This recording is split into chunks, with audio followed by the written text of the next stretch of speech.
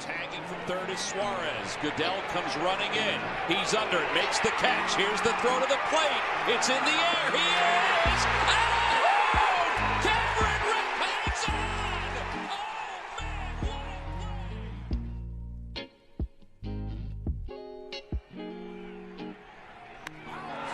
Deep to right field. Way and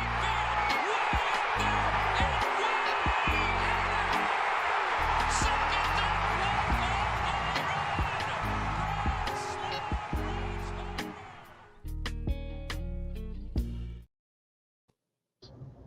Where would Tyler Goodell rank among outfielders on the Phillies in 2026? I think he might be second. Dude, come on. I mean, I just thought about that. I mean, these guys suck. Yeah, so a lot has happened as we get into the first week. A lot has happened. You're leading Tyler Goodell. Might be the best center fielder on this team. Like you're saying a lot has happened, then you come in hot with Tyler Goodell. What are we doing? Just made me think of him. Miss him, but Gosselin, Phil Gosselin, where's he at? That's another good one. Peter Borges. Him and Michael Saunders would probably be the second and third best outfielders on this team. Borges Saunders would be my pick for the left field platoon over Marsh. Yeah, I could get behind that. That wouldn't be too bad. They could Delman Young, Marlon Byrd. They could never figure out the outfield thing. And then so they tried the 1 year with Harper, Schwarber, and Castellanos. We thought we had 3 corner outfielders. And as it turns out, here we are. None of them will be playing corner outfield for the Phillies in 2026. But all 3 will be getting paid. Yes, they will all be getting paid a lot of money. So Nick Castellanos was finally released. What day would that have been? Friday, Thursday, something like that. Yes, so he's no longer a Philly. He is on the Padres now, making the league minimum. The Phillies owe him $19 million. And we saw this coming, but Matt Gelb really kind of put the exclamation point on it with the article that he dropped after the fact. And I was listening to his podcast, Phillies Therapy, on my way home today, and he made it an emphasis that, look, I put in there what in his opinion, was fact. He said I could have put a lot more in there. I heard a lot more than what is written in there. And that's crazy to me because that's a pretty deep article the way it is. I mean, we'll start with the Miami incident, which I remember I was actually in a Manny Young bar when that happened. I vividly remember that for some reason. But it turns out I wasn't the only one drinking because Nick Castellanos brought Presidente into the dugout. And honestly, on the surface, I think that's hilarious. But it's against MLB rules. And he was doing it to kind of be cocky towards Rob Thompson. So I don't know your thoughts on that. It seems like I'm of the belief there was an exchange of words which no one will back up, put on record, which also was included in this. But, that seems to be the start of the end of Castellanos in Philadelphia was that. Yeah, I have a lot of thoughts on, that incident, the whole situation in general. One, I think, one thing that we've seen with this regime is that anybody who challenges management, whether it's Castellanos, Strom, they kind of get boot pretty quickly, which, like, big picture. Really wish Marsh would do that. Damn it. Big picture, like, they're too, like, I mean, Strom is what he is. Like, Castellanos was perfectly league average and not worth the $20 million. Strom had good numbers, but I think, you were saying since June of last year, when's the big home run coming? The big home run came, and I think we all kind of knew what Strom was. So, like, we're not going to get into that. But Castellanos' letter that he posted noticeably left out Thompson. Mentioned Dave, and I'm curious to see what the feelings were there behind closed doors because Dave really brought him up. He drafted him in Detroit. I was going to say they have a good relationship. The press conference when Nick signed here was pretty sentimental in terms of how those two are in terms of professional relationship. So like I'm curious to see what that looks like now. You thank Middleton for overpaying him because why wouldn't you? Yeah, Uh, true. Paco, Figueroa, Miami boys for sure. And then the teammates, which looking at like you said, Gelb's article, I'm interested how legit that thank you to the teammates were. I read every Gelb article. That was the longest one I can remember in a while, and that was the most damning one that I can remember in a while. I think the verbiage and the facts and anecdotes that he used in there were harsh. A lot of it was somewhat shocking to me.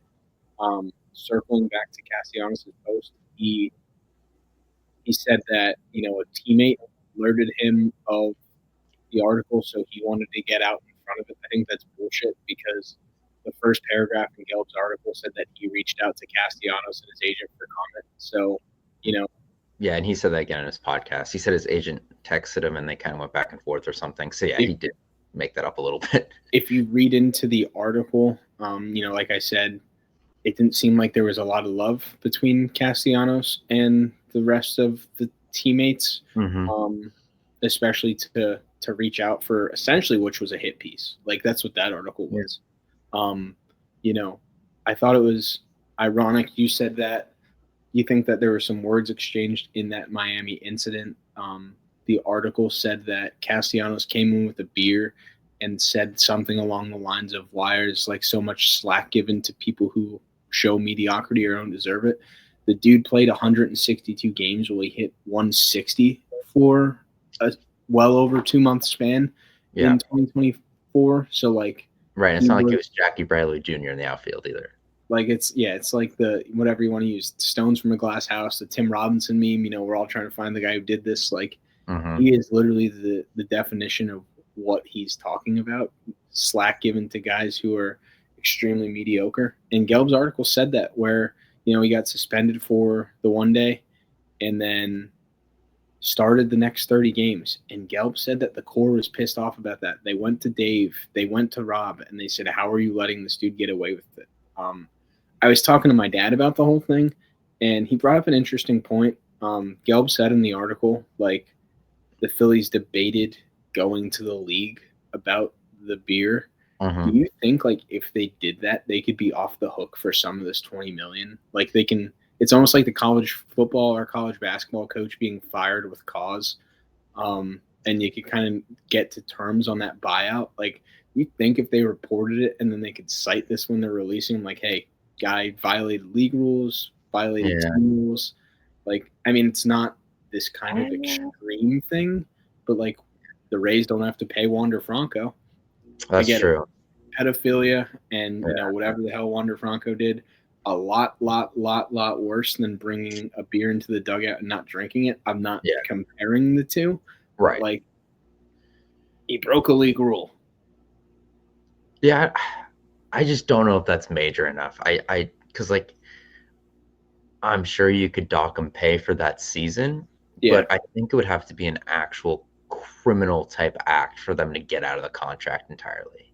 Yeah, I just think, like, again, going back to the guys getting slack, like he literally violated a league rule and they did him and a they favor. Kept it under wraps. Yeah, they threw it under the rug and avoided it.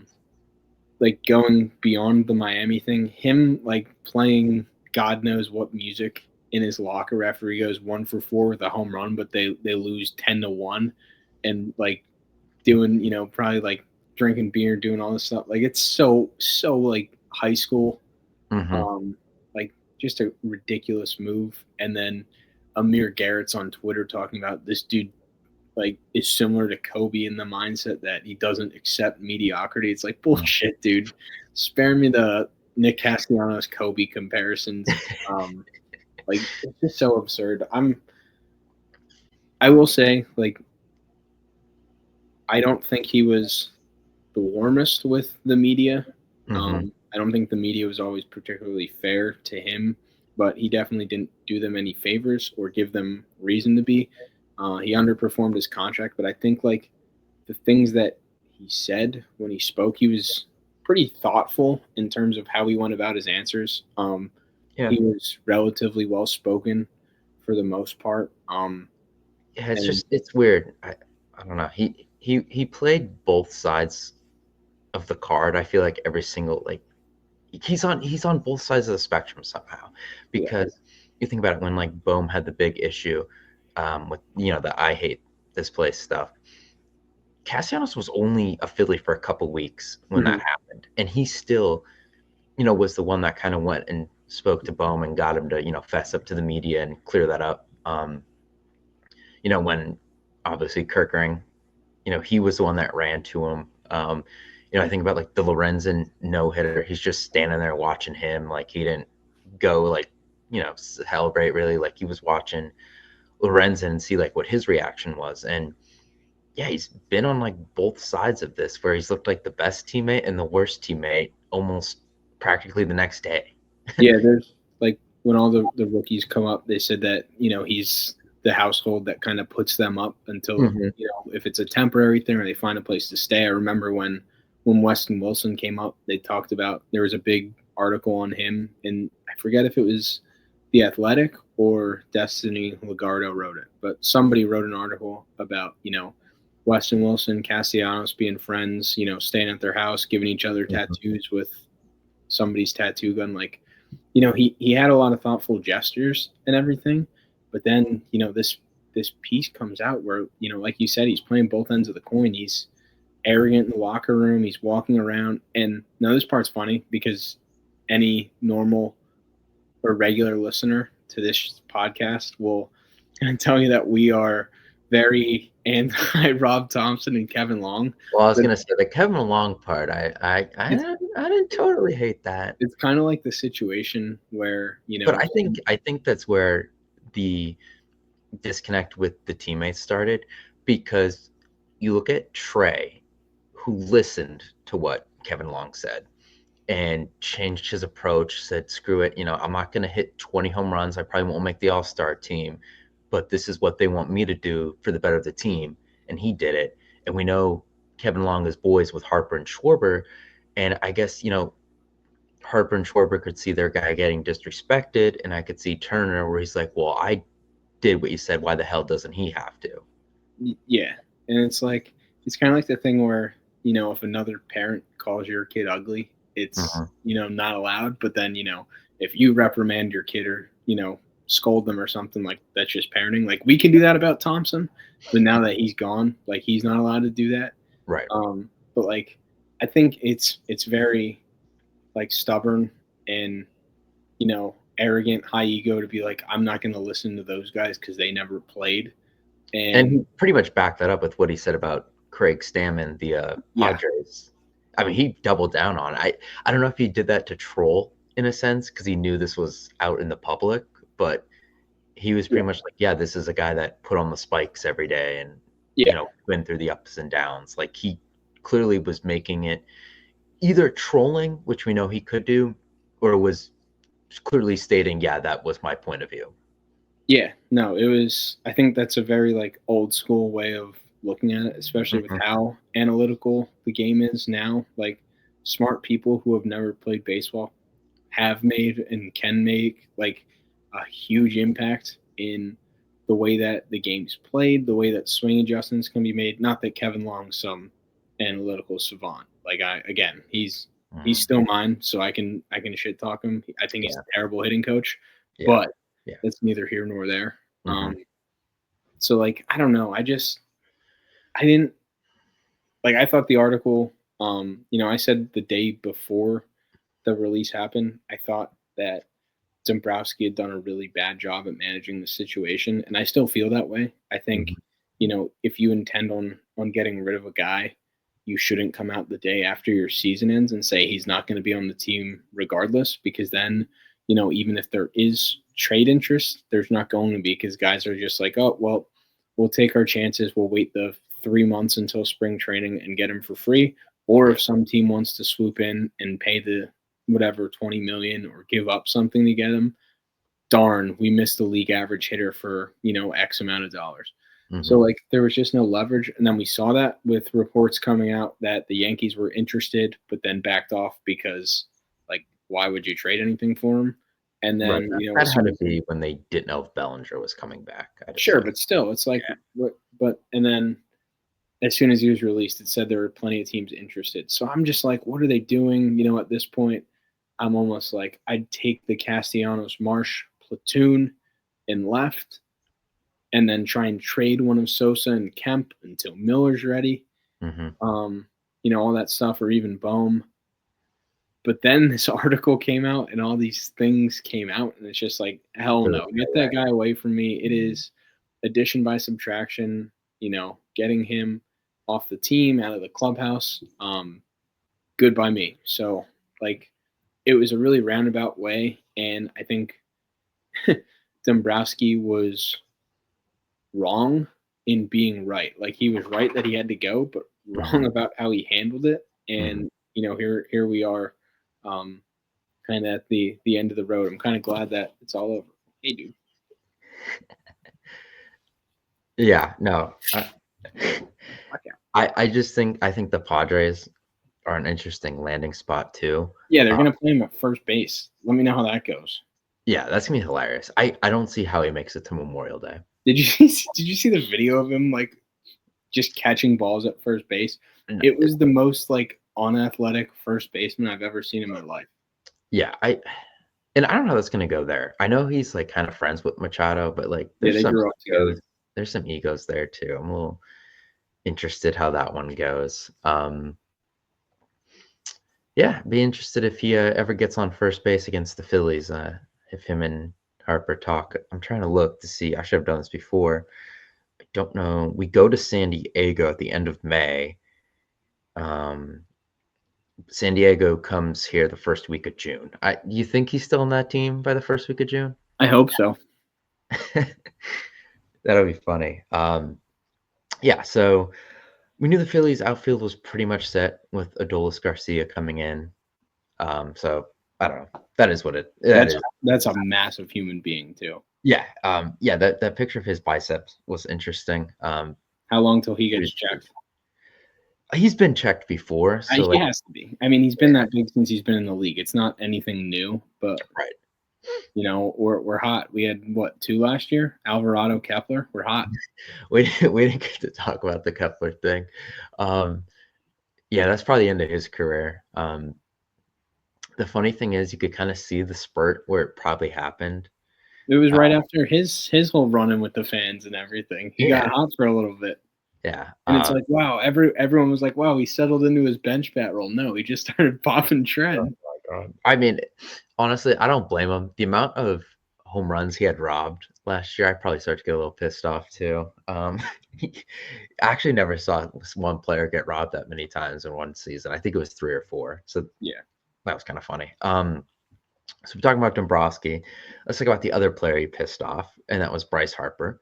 Bryce Harper claiming that the not elite comments didn't bother him, but he wore a shirt that said not elite. He posted it. And then in the 15 minutes that he was available to the media the other day, he said 5 times that it didn't bother him. So I think it might have bothered him. But, I wonder how much of Bryce's disdain here might have to do with the Castellanos thing, because I think if Castellanos did have an ally high up, it was probably Dombrowski. You think Dombrowski? Yeah, I guess. I mean, with the relationship and everything.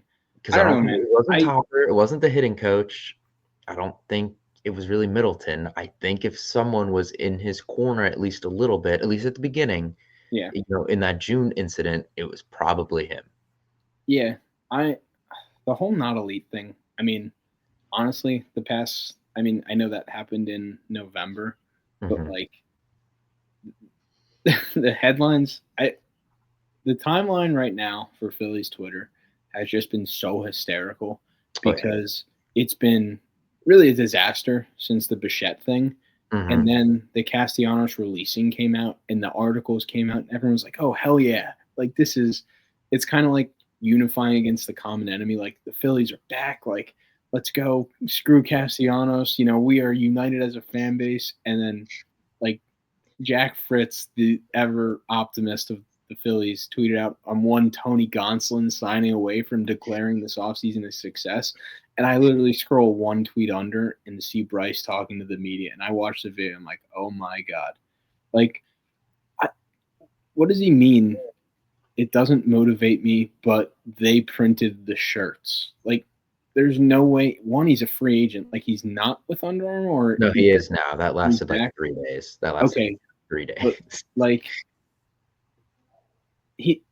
there's no way that a company would just like unironically, "Hey Bryce, we made these shirts for you. Wear them." Like, just knowing how he is, the dude wears shirts that say 3 on everything.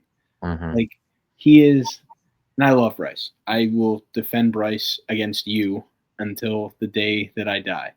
But, like, he is the ultimate, like, marketing guy. His nickname's literally the Showman. Like, everything he does is for attention. The rivalry pack was bullshit. But he did it anyway. Ever done. There's no way that somebody just called him and was like, "Hey, man, we made these shirts. Wear them." Like, and listen, back to my initial point, like, I think this is going to lock him in. I think playing meaningful baseball in the World Baseball Classic is going to help lock him in.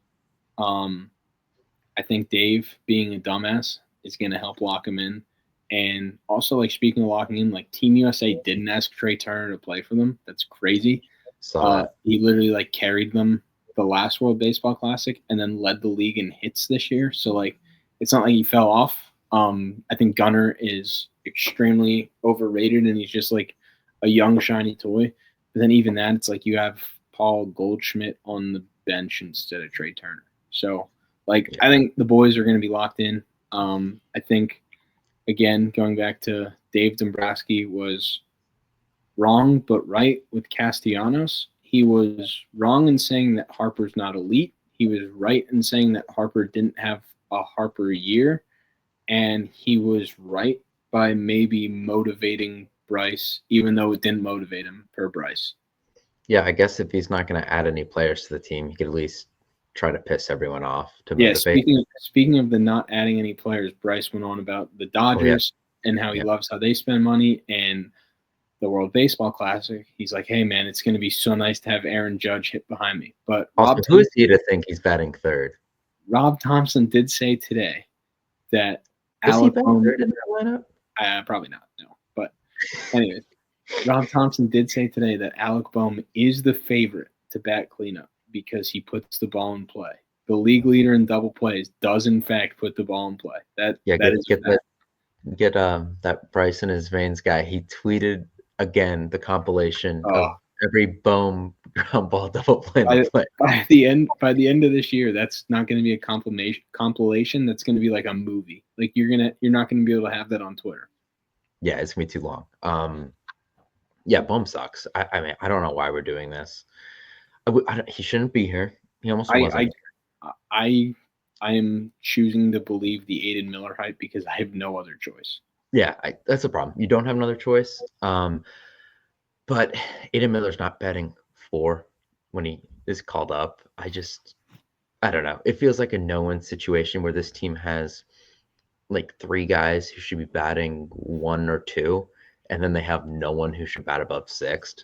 Yeah, no, which has long been my argument about this team, that they have no idea how to construct the middle part of the lineup.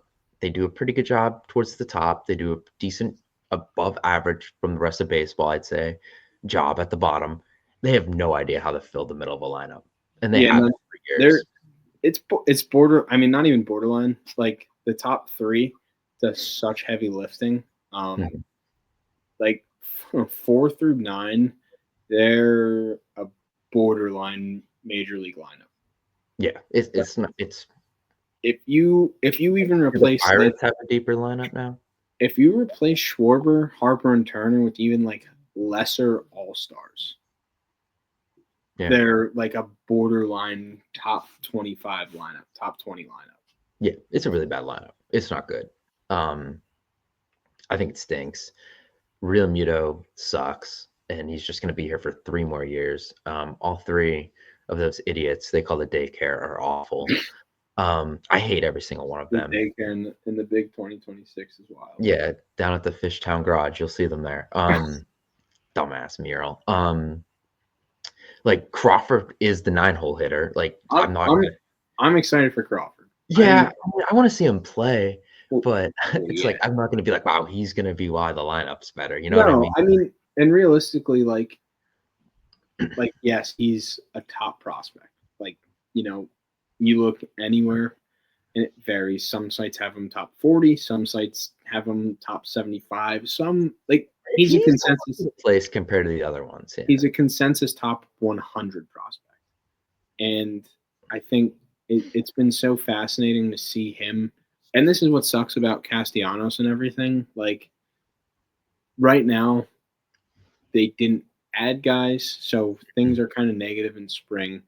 But, like, the buzz around, especially Miller, but, like, Crawford is in line to be the starting center fielder. Mm-hmm. And, like, we haven't really even heard anything about Painter. Like, he threw to JT. But Right. there hasn't really been, like, the article buzz. He's kind of like the old news guy at this point because he was the thing and then he got hurt.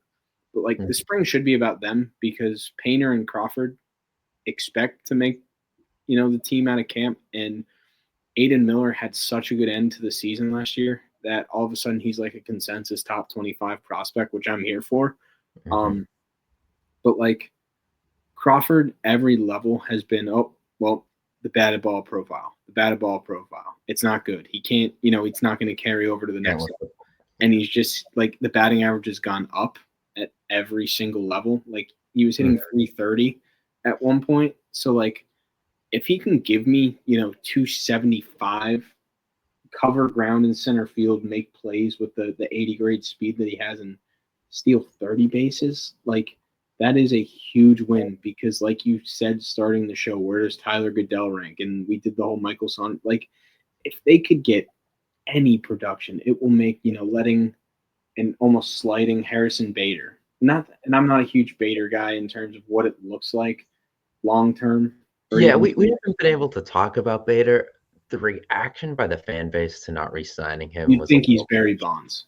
Yeah, we saw the best baseball that guy's ever played. I don't think the average fan knew that. They maybe thought he was always like that. To be completely honest with you, Bader worked at the time because he gave off that, like, Steven Pierce, Tommy Edman, like, random midseason addition dude with some flair that could turn into, like, a postseason hero. Like, he had that potential, and unfortunately, he was a foot away from doing it. Yeah, and he got hurt in the playoffs, and it ruined it. And who knows what happens if he didn't get hurt. But he is very much in line with those guys in terms of a player. A Tommy Edman, a Steve Pierce. He might be a playoff hero, postseason hero one year, but you're not building around him. And a lot of fans had a very bad misconception about Bader, I think. Would I have taken him back? Yeah, but Marsh had to be out of here because I'm not, like, Crawford has to play every day, bottom line. Yeah, because what am I doing? Yeah. Like, I think the thing that the fans, and the 3 months that we had, or the month and a half, 2 months that we had of Harrison Bader were absolutely electric. And like, he and Duran were, like, everything that team needed at the deadline last year. Like, Duran was, actual, like, elite back end stuff, and Bader was insane out of nowhere production. And, like, we finally hit on one of those guys on the margins that we've missed on every year, and while bringing, like, the energy and the charisma that the locker room kind of needed. But, like, the idea of Harrison Bader is so much better than actual Harrison Bader. Yeah. So, like, yes, like you said, as the market kind of collapsed a little bit, like, I would have brought him back. But also, like, people were like, why don't we just get Bader, like, at the start of the offseason? You're crazy. And again, he is like a 6 or 7 hitter. This team doesn't have a cleanup hitter. Bader was in career-wise. Oh, there you go. Bader was, like, career-wise, like, a 0 until he wore a mouthpiece in the playoffs and hit a bunch of home runs for the Yankees. And then after that, he's still been on like 4 or 5 teams, and he was on the Yankees, the Mets, the Twins, the Phillies, and now the Giants in 4 years. Like, don't get me wrong, the dude was fun for 2 months. And wasn't he traded from the Cardinals to the Yankees in the middle of the year too? Yeah. So Yeah. like he was so fun for 2 months. He is not a piece. And No. if it came down to him or Justin Crawford playing every day, like it's a no-brainer. Yeah. Like I Crawford fascinates me because I think they tweak with the swing a little bit. The hands look like they're in a better spot. You know, he hits velocity pretty well. The glove, like at this point in time, and I know shortstop's a little bit more demanding than center field is, but like at this point in time, the glove is a lot further along than Aiden Miller is in terms of, you know, prospect wise. So like in terms of immediate, like Miller's the better prospect for sure. But in terms of like contributions at a position of need, in terms of impact, like we talked a lot of shit on Bohm, but like Justin Crawford raising the outfield bar compared to Aiden Miller coming in and taking over for Alec Bohm at third, like that raises the team a lot more in terms of like potential. Right. And you know, like my problem like with Bohm has been we know you could kind of win with Bohm, but he can't be a centerpiece in the lineup the way he is right now. That's just the issue on that. That is what it is. But yeah, I mean, Crawford, excited to see it. I think Aiden Miller finally moving over to a base, you know, second or third, is going to help him a lot too. I think a lot of the reason he was playing shortstop is because shortstop prospects are a lot more tantalizing in trades than, like, I think he was just put there in case he got traded to say, look at this shortstop, even though I think, you know, every prospect in baseball is a shortstop. Jet Williams is apparently a shortstop. Yeah. Even though Avar Ket's a shortstop. Like these guys aren't shortstops long term. Like every guy, and it goes back to the whole 12-year-old thing. The best player on your team plays shortstop in Little League. All of a sudden they get to high school, they're probably still playing shortstop. They get to college, they're probably still shortstop, even though, you know, like, and I use the example again, like Avar Ket's 6'5". Like realistically, should Troy Tulowitzki been at shortstop? Probably not. That dude was massive, but he was because he was a stud. Like they're going to move over to you know, third if they're big, second if they're smaller. It is what it is. So yeah, I agree. Like he's not a shortstop long term. Yeah. Well, we'll see how that goes. Last thing, pitching really quick. So obviously the Wheeler injury, we don't know what that's going to look like. Ranger Suarez is a Red Sox. I don't think we've spoken about that. So right now you're looking at Sanchez, Luzardo, known Italian Aaron Nola, Taijuan Walker, and Andrew Painter. I don't know why this team has not signed a starting pitcher yet. Yeah, I can see a Walker Buehler reunion. Like I agree. I think there's the thing, they kicked the tires on Zach Allen, I think. Did he have a whatchamacallit? Qualifying offer? Yeah. I don't think so. Oh, I thought maybe he did. But he took a 1-year deal to go back to Arizona. So, like, I agree. If I were you, or if I were the Phillies, I'd take a chance on, you know, a starter. I think that the difficult part is you want, like, and everyone wants to sign good players, right? Like, you're not signing guys to be bad. But at the same time, like, at this point in the offseason, you're probably banking on, you know, like a guy like Gowan. Oh, shit, my market missed. I didn't get what I wanted to get in terms of a long-term deal. So now I pivot to a 1-year deal, and a 1-year deal becomes, oh, I'm phased out of the rotation when Wheeler's back and if Painter hits. It's like, they'd, you know, probably phase Taijuan out instead into the bullpen.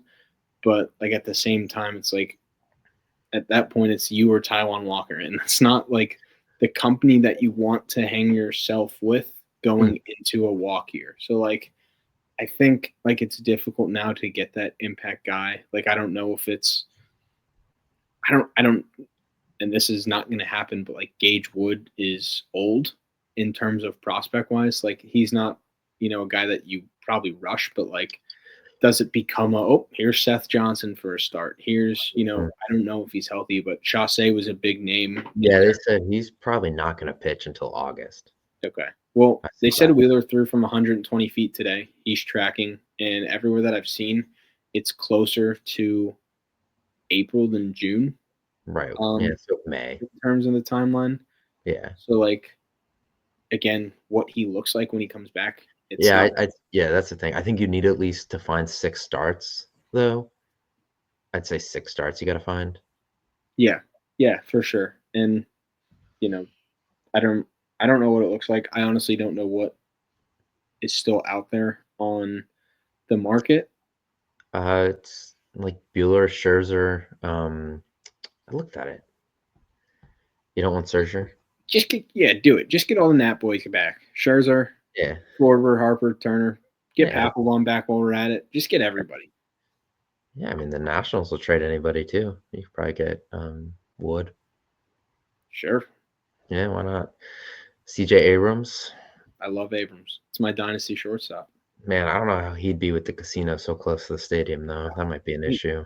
He wouldn't have an apartment. He wouldn't need to stay with Castellanos. He'd be in the penthouse at Xfinity Live.